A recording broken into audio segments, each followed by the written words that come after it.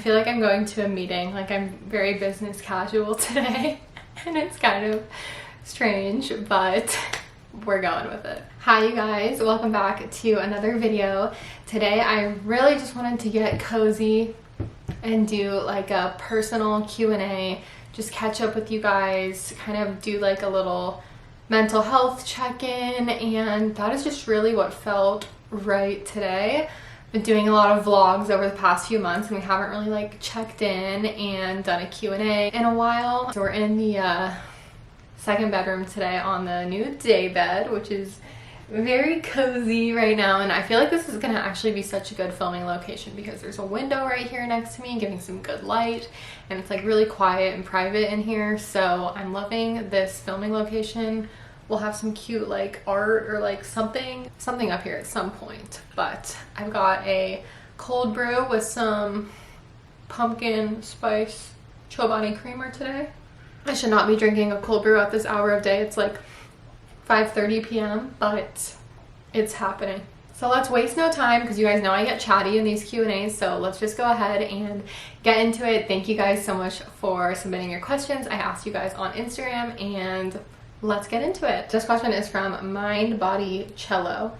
What's a non-negotiable splurge / treat yourself thing for you? I think for me, some of my non-negotiables are getting my nails done.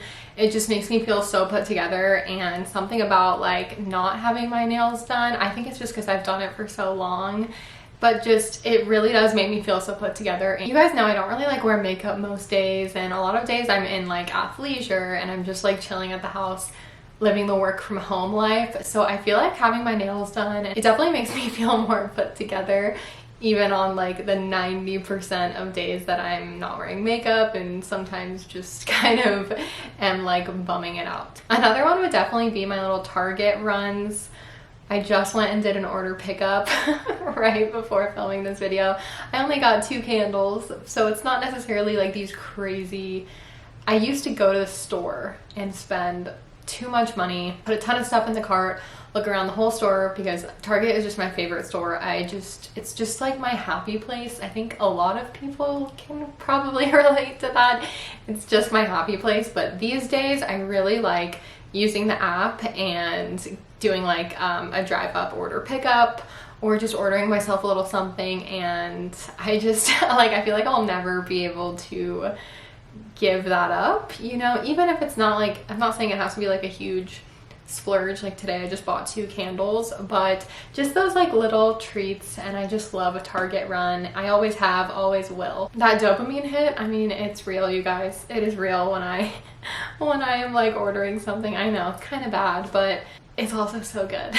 Next question is from Tati Carrera. Do you ever struggle keeping up with family and friends while having a full-time job? I do. I definitely do. I kind of feel like I've felt this more in the last few months. Just, I feel like the summer is always like busier for most people. I feel like people are always just doing stuff in the summer, and like it's nice out, so like people are always making plans, and I feel like it's just harder to see people. So I definitely feel that. And yeah, especially with like now, obviously like social media and YouTube has been my full-time job, but now I also, of course you guys know, have a part-time job. So just trying to like figure out, you know, the weeks sometimes. And I definitely do feel like I am not amazing at like keeping up with friends right now in my life. I'm just kind of at one of those places where I'm like, which I'll kind of get into more in this video, but I'm just like been in a place where I'm stressed and a lot of things are on my mind, and my number one priority is not necessarily like going out and being social right now. I feel like there's more things that are like of more importance right now, but at the same time I like need to prioritize that stuff as well for my mental health. So I do have some fun things coming up. I have something fun planned for my 30th birthday. I'm gonna get to see my family. I've already been talking about this, but I will be seeing my family like when you guys watch this video. But I do feel like I'm not the best at this. I just am always one of those people that has like a list, a to-do list, and I feel like I'm always just like prioritizing like doing the next thing and like moving, even if it's not necessarily like leaving the house all the time and being super busy, just always like having this task of to-do lists. And I do feel like I let checking in with some of my friends and keeping up with friends and family like get away from me a lot. And it is actually, I think that's actually something that is like a goal for me to get better at and improve on, especially as I do get older, because those relationships just are so important. Like most of my friendships are long distance, so we just have the type of relationship that's like we catch up when we catch up, and then like whenever we see each other in person, it's like no time ever passed and we just like shoot the shit, you know what I mean? So a lot of my friendships are like that, which is maybe different than how some people's would be if like all their friends live in the same city as them. But I definitely feel like this is something that I want to improve on, because I definitely feel that it's just hard to find the time for everything and everyone, and I admire people that can really do it well. Okay, this one is anonymous. I just had people write anon somewhere in their question if they didn't want me to read their username. How much time do you get to spend with your partner in a day, and what are your go-to couples activities? So I think it definitely depends on if it's a work day or not. Jared typically works like 4 to 5 days out of the week. And mine is kind of mixed. Like usually I'm at home because usually I'm working from home. So I would say on like a work day, we'll typically spend a few hours. I mean, basically like until we get home, until bedtime. But at the same time, we're like, a lot of those times we're doing our own thing. Like Jared really likes reading. A lot of times I will be working on something like on my phone or on my computer for a video, or just doing like little things around the house. So not all of that time is like we're just like bonding and hanging out, but I feel like we do get a good amount of time together. I mean, we are homebodies and we don't have any kids, as you guys obviously know, so we do have a lot of time to spend together at home, and that's definitely like my favorite thing. I'm such a homebody, and so I really like just doing like cozy things. Like as for favorite like couples activities, my number one favorite thing is like cooking together and having a meal together. Other than that, we really like going out to eat together. It doesn't have to be fancy. Like last night we just went to Five Guys and it was so good. Like that is like, I love Five Guys. I love their burgers, and I'm not really a big burger person, but just like little things like that. We'll just like go on a car ride and go get food. You know what I mean? Nothing crazy. Of course, I enjoy when we do those like fun dates, like doing like mini golf, or you know, maybe like a fancier date night, or like going to like more of a fun bar or whatever it is. But that stuff's like a little bit more rare, or just like for more celebratory special occasions. Sometimes we definitely try to prioritize our date nights, but also like we've definitely have been doing tons of stuff in the house recently, and this summer we've been doing a lot at the house. We've been like grilling and hanging out outside, and honestly another thing that I've been really enjoying is just like our nightly walk with the dogs ever since we moved in here. Nice to like get that time where we're not like on our phones, and we're really just like having kind of like a calm, chill walk together. So yeah, those are some of my favorite things. And I would say, like I said, on a work day we're spending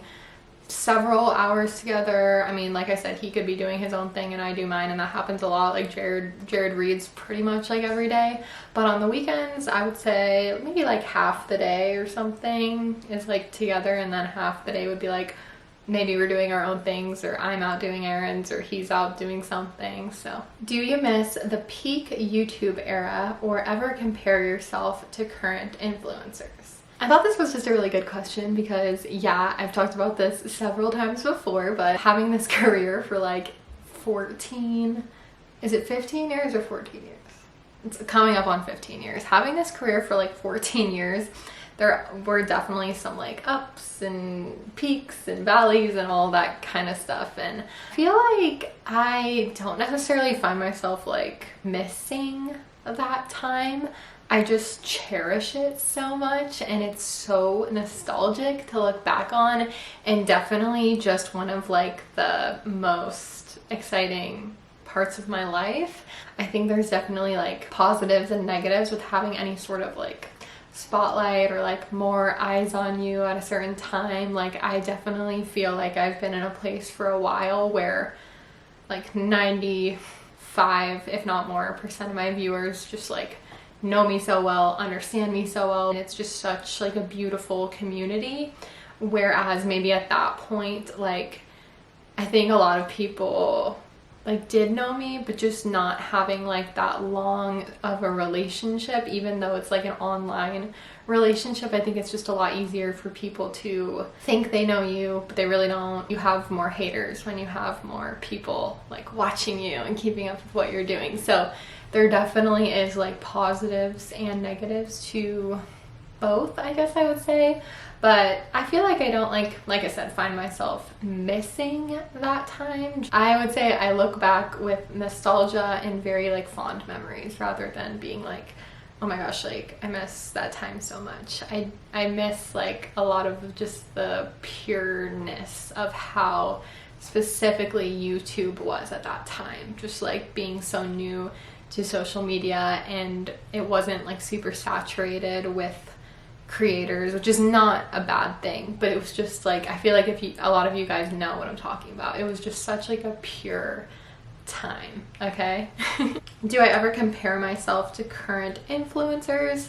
I feel like a little bit. It's like it's very hard not to compare yourself in this industry and in this space, because even just like people that are my friends that I follow are like, a lot of the times we're doing similar things, and of course I check in on certain things, like certain people's channels. I'll be like, oh my gosh, this video got like this many views, that's really good, like oh my gosh, and like maybe take some inspiration from things that like work for other people. And I think honestly almost everyone does that, so I don't think that's like a weird thing to do. I try to stay away from like actually spiraling in comparison. I do think it's hard not to compare yourself, even just as not an influencer, even just as somebody that is just on social media. I kind of think we all compare ourselves to what we see and just like certain timelines of things.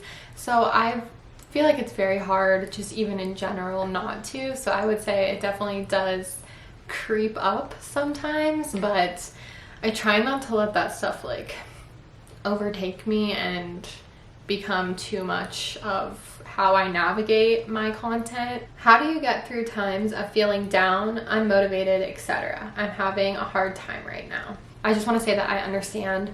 I am with you. I feel like I'm also in a period right now where things are just feeling like a lot, and I am kind of actually struggling right now. I ended up making a video that was like over an hour long yesterday for my Patreon, where I did tell a story time in the video, so that is like the title. And if you didn't see my Instagram story about this, yes, this is all true. This is not clickbait at all. So if you want to hear the story of this, you can go click on that video. I'm not going to be sharing it on YouTube because it does involve Jared and I's safety, and I don't feel like bringing that onto a public platform that anyone could see it. So that story is just on Patreon. And then also in that video I opened up about just some of the things that have happened recently and some bad news that we've gotten, and just also some personal things that I've been dealing with, and some I don't want to talk about it all right now because I just did yesterday and I got emotional in that video. So it's not that I'm not trying to tell you guys stuff, it's just more like I don't want to get upset again, and it's not the end of the world, and things could absolutely be so much worse. So I'm trying to remind myself of that and all of the things that I have to look forward to and all the things that I'm excited about in the next few months. I really am, but I think sometimes even when you have things to like look forward to and things that you're really excited about and things seem to be going well, sometimes just the weight of certain things, it can really like bring you down, and I'm just kind of struggling with that right now. So I just want to say to this person who asked this question that I completely understand where you're at. So you can go watch that video if you feel like it. I will have that linked at the top of the description box down below for anyone who wants to go and watch it. But just to kind of like summarize without going into everything in specific, it's just been a hard couple weeks. And you know when you just feel like that expression, like when it rains it pours, like one thing happens and another thing happens and another thing happens, and you're just like, I need a minute. Like I was so anxious earlier today, like the whole like first 2 or 3 hours of today I was just extremely anxious, and I like delayed filming this video just because I wasn't feeling very good. and I wasn't really feeling up to it, but even just like talking to my camera, it makes me feel so much better. And it just is that like old school YouTube feel of like just sitting in front of the camera and talking, and that being like the whole video. So I just thank you guys for like allowing me to make these make these videos, just these Q&As, and just where like we're just chatting. But sorry, to get back to the question, how to get through times of feeling down, unmotivated, etc. I know this is like honestly probably an annoying answer, or just the answer you're like, yeah, but that's not like an immediate thing that helps. The biggest thing for me with anything like this is just giving it time, and I know that always with time I feel better. I've just had longer to process things, process my emotions, and just the heaviness of something isn't so heavy anymore. It's not necessarily so fresh anymore once I've had some time to like really reflect on it. And of course that's like different for different situations. I'm not saying that's going to be the case for every type of situation. When a day feels really heavy, I need to treat myself, I need to relax, I need to like read or like get lost in a TV show or something that takes my mind off of it and just makes me not overthink, because I am a huge overthinker and a worrier, and that's one of the biggest things that when something happens, I take that and I run with it, and that's absolutely one of the most difficult things for me to not do. So if anyone out there struggles with that, I would love to hear any tips that you might have on overthinking spirals, because yeah, I'm quite a worrier, quite an overthinker, and it's very it can be very draining a lot of the times when something happens to go into that spiral. Other than that, I would say just to do those little things that bring you joy. Like sometimes you just really have to like say fuck the to-do list, and you have to just like take yourself out to get a coffee, take yourself out on a car ride and like blast the music, like something to just remind yourself like of those like little moments in life that are so precious, and that like not everything has to feel heavy all the time and stressful. And so that's some stuff that really works for me. And then just also reminding yourself that you've been through hard things and that you will get through everything, and that's something I need to do. Another thing I struggle with is like things that I can't control, and really like stressing over that stuff because I can't control it. That's another thing with like the overthinking that really I struggle with, and outcomes of things and not knowing what's going to happen with the situation, and my brain goes to the worst, and I have a lot of like overthinking spirals in the middle of the night. Like, I think the biggest thing is just reminding yourself that you've gotten through hard things and hard times before, and that you can absolutely, you will, even if it doesn't feel like it, that you will do it again, and there will be another side, and there will be more happy times in the future, even if right now it doesn't feel super happy and it feels more heavy. Next question is from Kaylee Madden 12.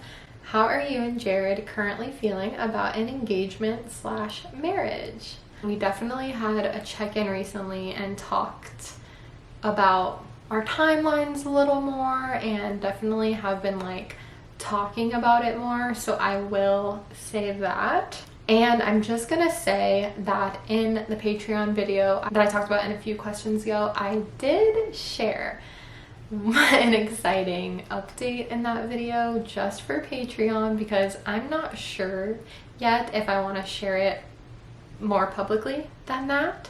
So for now, it is just on Patreon.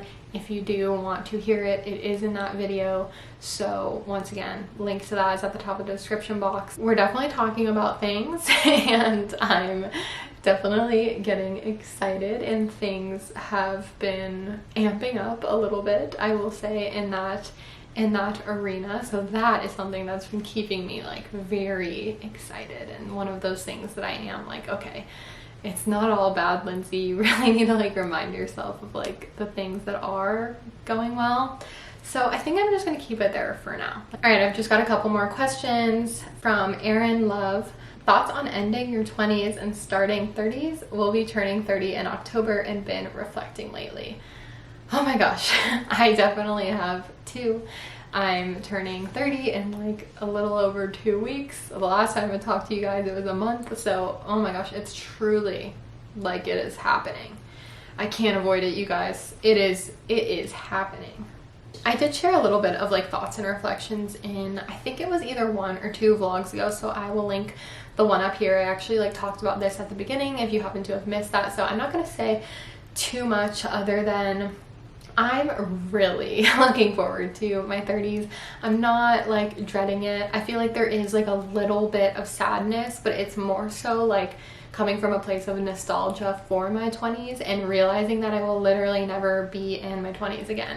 And the passage of time is something that scares me a little bit, and that makes me once again like overthink, because for some reason I'm like convinced that I'm gonna live to 100. So I don't know how you guys think about your life, like from the day you were born until the day you'll die. Like I have always for some reason thought like 100 years, which seems like that is not the average life expectancy. So, you know, like realistically, you know, I don't know. Nobody knows when they're gonna die, but for some reason I've always been convinced that like I'm gonna get 100 years.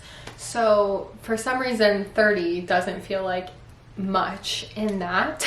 But then if I cut that down to like 80 years, 75 years, then I'm like, oh my god, oh my god. Plus when I'm gonna be old, life is just gonna be like probably harder, you know what I mean? Like I'm gonna be old, I'm not gonna be young and have all this energy. But other than like the passage of time kind of like terrifying me, I am 100%, well, maybe not 100%, but I'm really looking forward to my 30s. I've heard such great things, and just that you're more sure of yourself, you're more confident, things are just like, I don't know, I feel like the 20s is just very, very confusing, and it's just so many like stages, because you're literally like in college when you start your 20s, and then you finish college and you transition into like really being on your own and like living on your own, and like your first major relationships a lot of the times are like in the 20s. Mine were at least my first like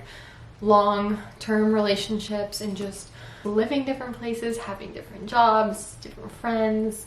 Oh my gosh, like so much. And I feel like of course there will be like more of that in my 30s, but yeah, I'm overall very excited. Like I think I need to just release that I can have nostalgia for my 20s but not need to be like sad. But I think it's a little bit difficult. I think it will get easier as I like get more into my 30s, but I think it is a little bit hard right now to just like even just accepting that there's like 2 weeks left that I can say that I'm in my 20s, and then I have to tell everyone that I'm in my 30s. You know, it's not that I think it's old. I've definitely accepted now that 30 is absolutely not like old, but it's more just like finality of it, that there will never be 20s again. So if you can relate to that and have any sort of words of wisdom for a gal, I'd love to also hear that in the comments down below. Okay, this one's anonymous, but how did you settle on what state you wanted to live in? I don't want to stay where I am. I'm wondering if I've like talked about this in a video before. I kind of feel like I have. So if I find any of my old videos that I've kind of like talked more about like the moving out on your own process, I know I have one, and I just wonder if I like talked about how to like pick. So I'm not sure. If I address that in one of those videos, I'm gonna link it up here, even if it was a really old video, because I have like talked about moving a lot in like older videos, because that was such like a phase of my life for a while, was like moving out on my own to LA and then moving out on my own here in 2017, which is so crazy that I've lived here for almost 7 years. It'll be 7 years in November, which is coming up soon. So yeah.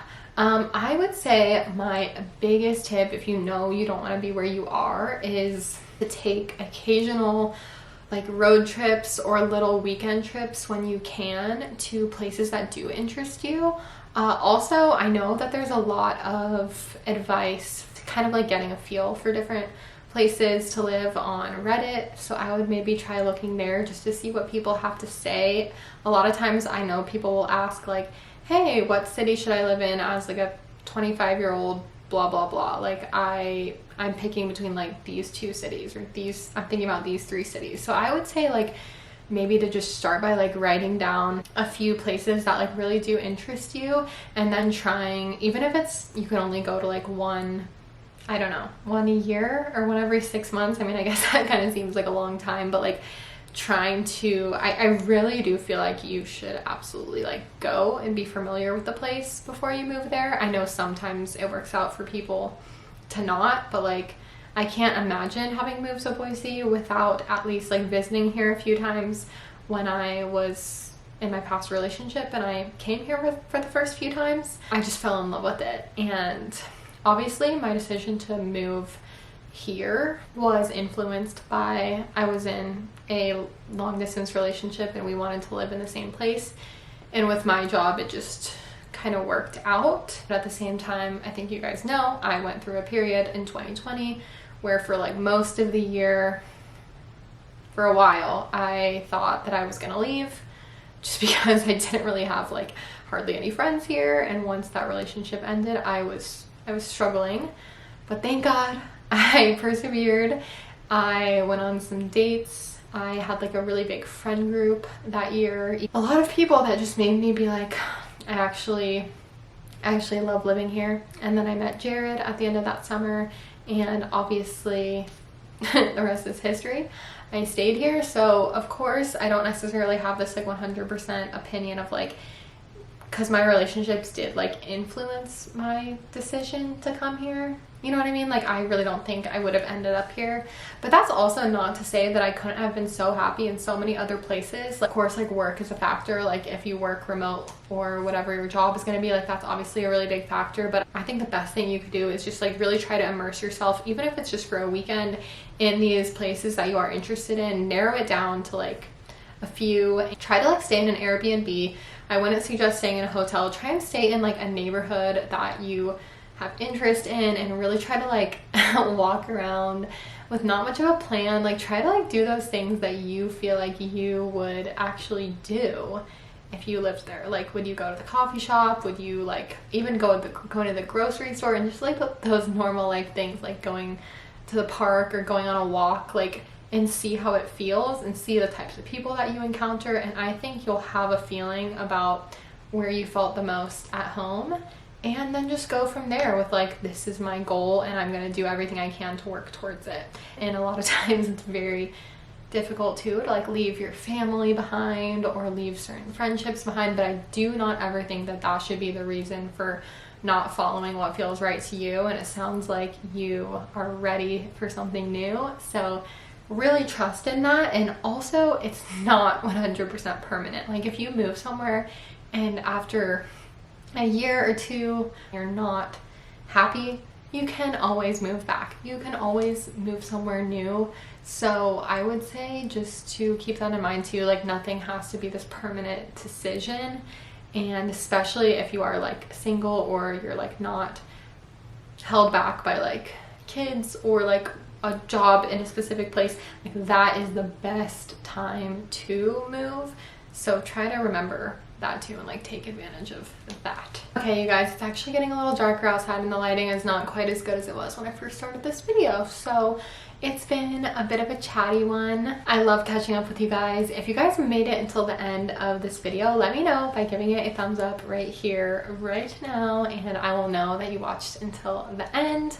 Feel free to leave me a comment down below, and like I said, feel free to check out that Patreon video that I did recently. I just talked about like everything. It was basically like a stream of consciousness and that story time about some stuff that happened at the old house. That was not stuff that happened at our current house, so I definitely want to make that clear that we are not in that situation anymore. But if you want more of like a deeper life update, definitely feel free to check that out. But it felt really good to catch up with you guys in this video and just chat. Like, it honestly kind of felt like a little mini therapy session, and I feel like I really needed that. So thank you guys so much for just listening and being there for me and being your amazing supportive selves. I hope that you guys are getting excited for fall, and I hope that you have a really good one whenever you're watching this. So I will see you guys so soon in the next video.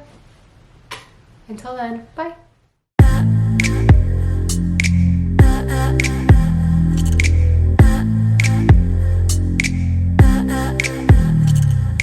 Every time we talk, I got